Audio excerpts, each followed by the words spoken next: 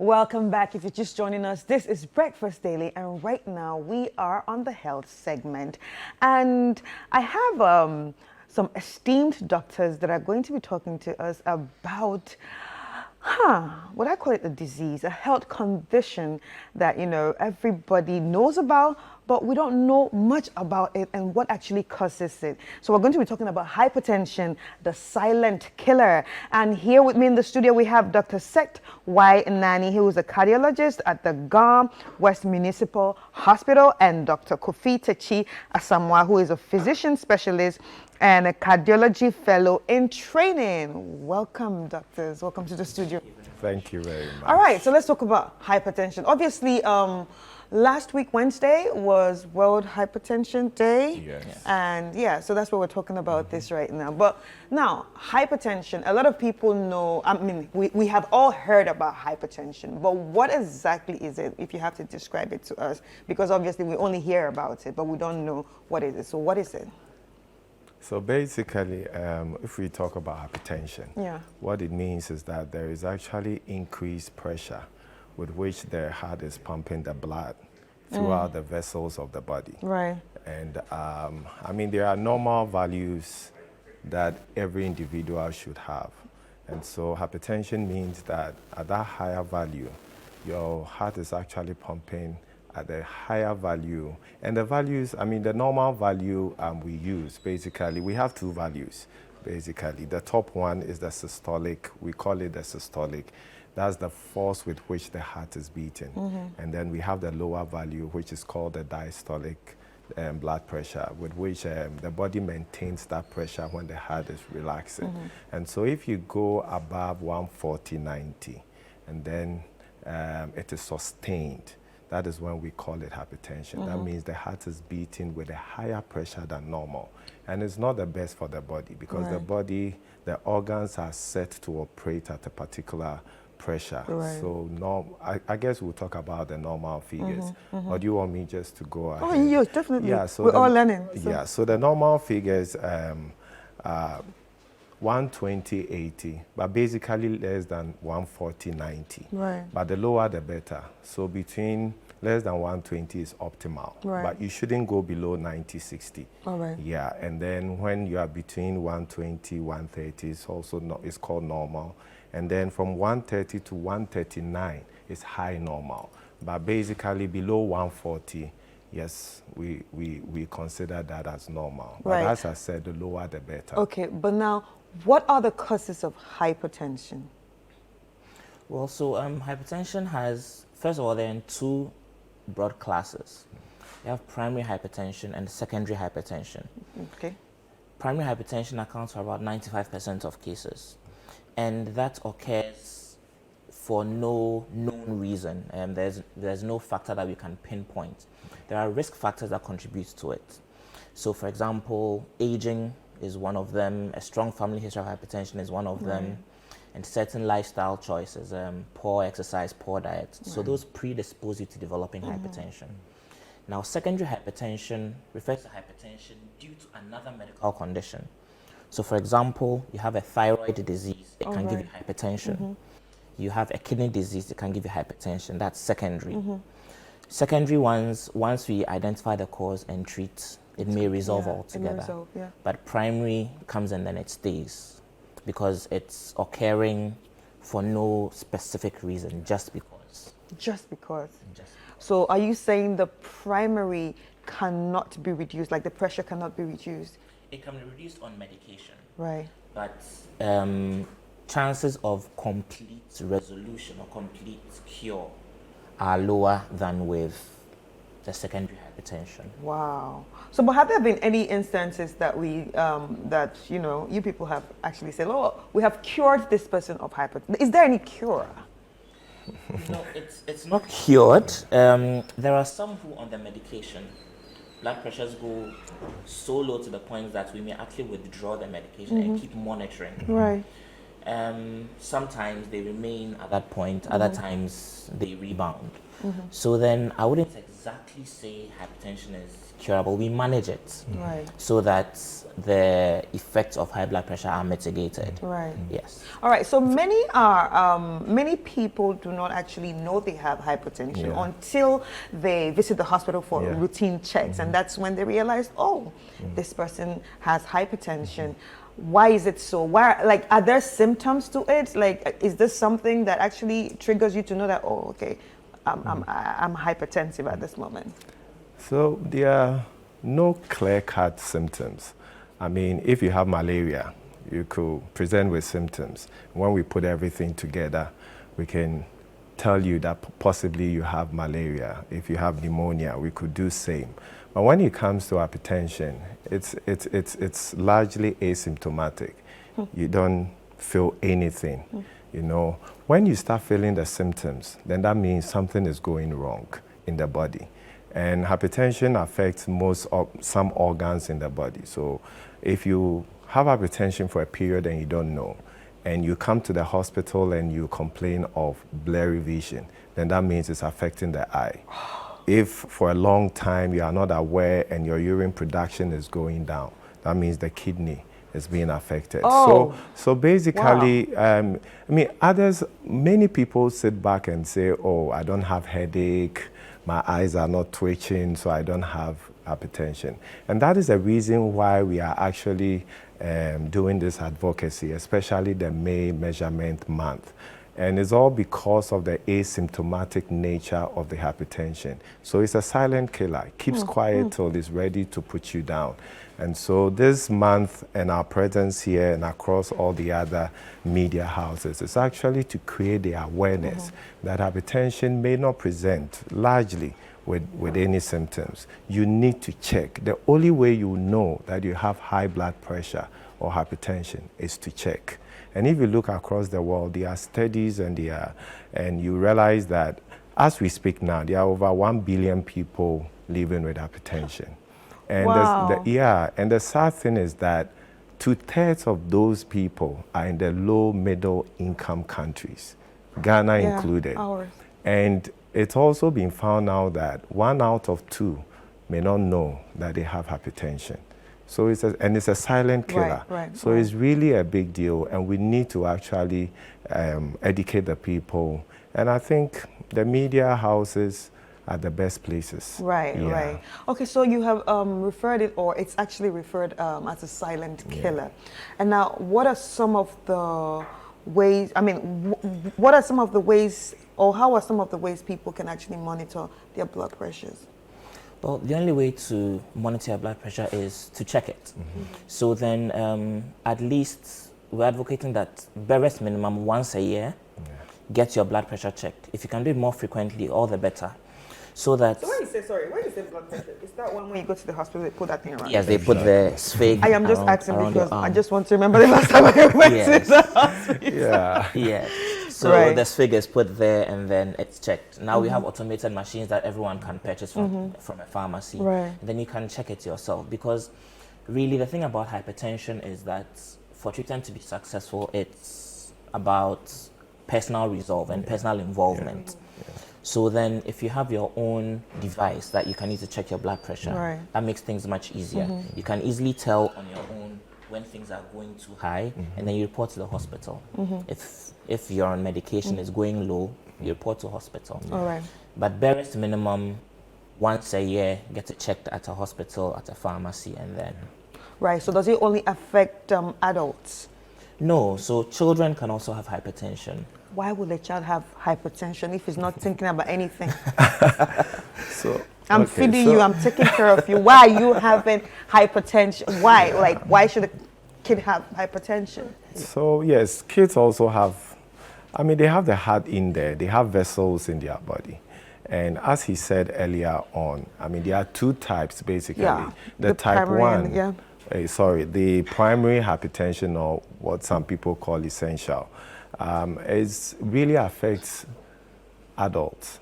The secondary one, which is about 5 to 10% in adults, is seen mostly in kids. That means that normally it's because of another disease entity, right. genetic causes, or something else predisposing the child to having the high blood pressure. So it's possible. Kids can also, or children, and then yeah, young adults, everybody can have hypertension. Right. Yeah. So as it is right now, everybody's trying to make a change when it comes to their lifestyle. Yeah. Everybody's trying to live healthy. Everybody's trying to be fit, farm, eat right. So what are some of the, you know, dietary recommendations that you can actually provide for us to curb this this disease? Yeah, so it's not just a dietary recommendation. As you said, rightly said, lifestyle changes.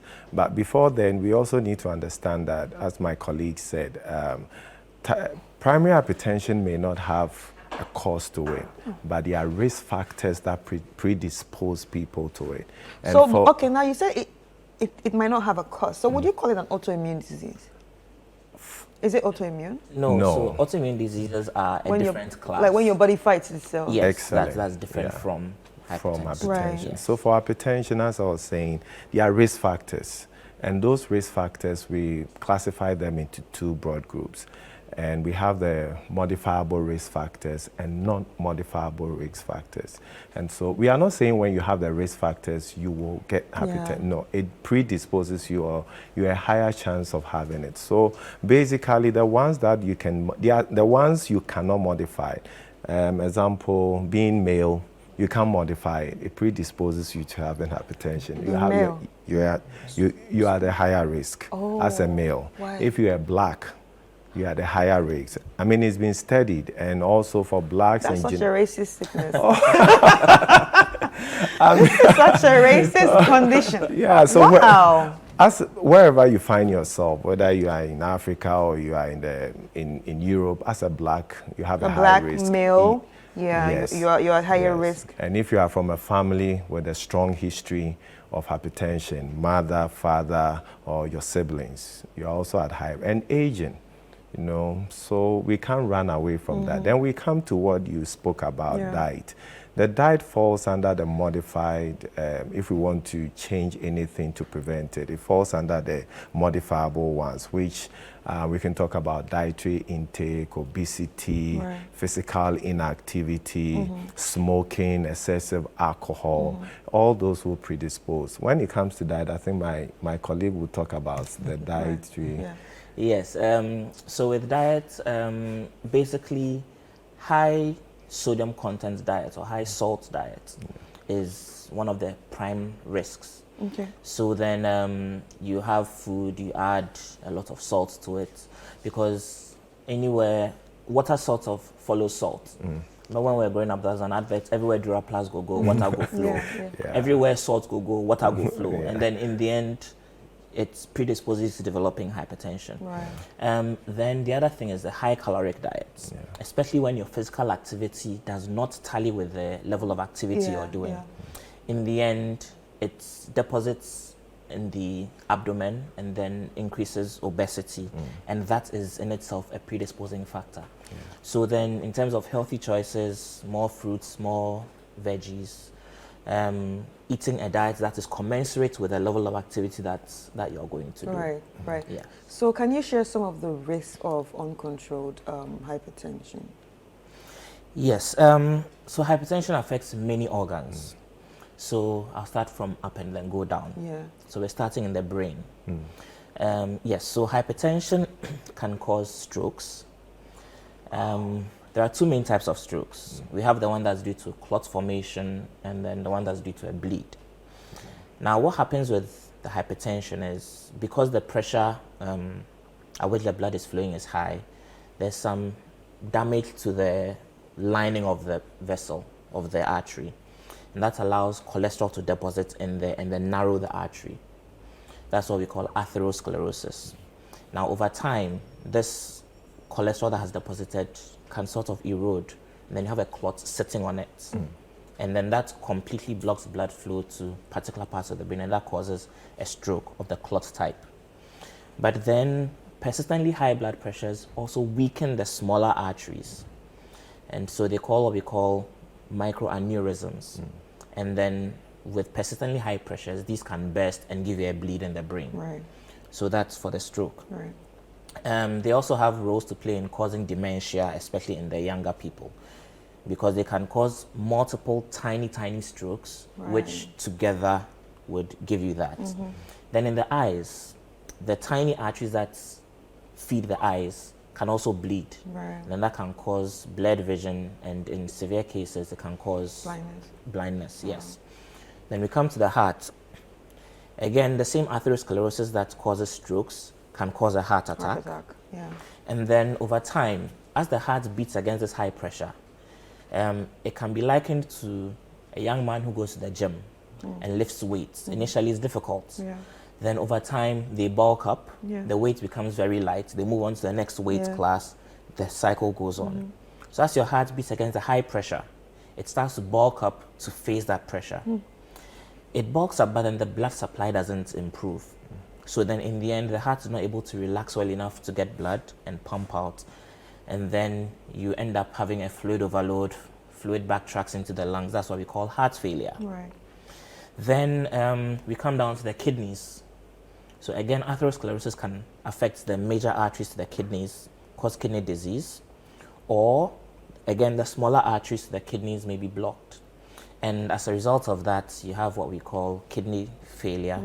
And depending on the stage you're at, we may be able to manage just by controlling your blood pressure, or we may have to put you on dialysis for life, which costs about 450 cedis per session. You need about 3 sessions a week.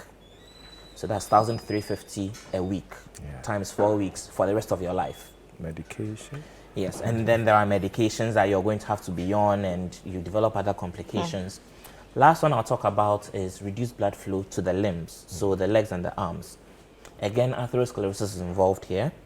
So then you have reduced blood flow to the legs, and then that part starts to die. So you realize that that part starts to blacken and then starts to shrivel, and you lose like sensation. that on the screen, Yes, so then that is what happens. Yes, so that's what has been displayed on the screen there. So the dark parts are the parts that have died off. And yes, and it cannot be revived. At this point, where is this black? No. Jesus. When it's getting dark, we can evaluate the blood flow, see if it can when be it's salvaged. purple, you can do something about it. But once it gets to this point and it starts shriveling, it's you have to on. cut it off. Yes. Otherwise, it can be a nidus for infection. Wow. And for men, maybe Oh, yes. the same process going on in the vessels everywhere, erectile dysfunction. Wow. Yes, so it's very important, especially for those who are on antihypertensives and they don't want to take it because they think it's actually causing erectile dysfunction. The high blood pressure can also cause erectile dysfunction.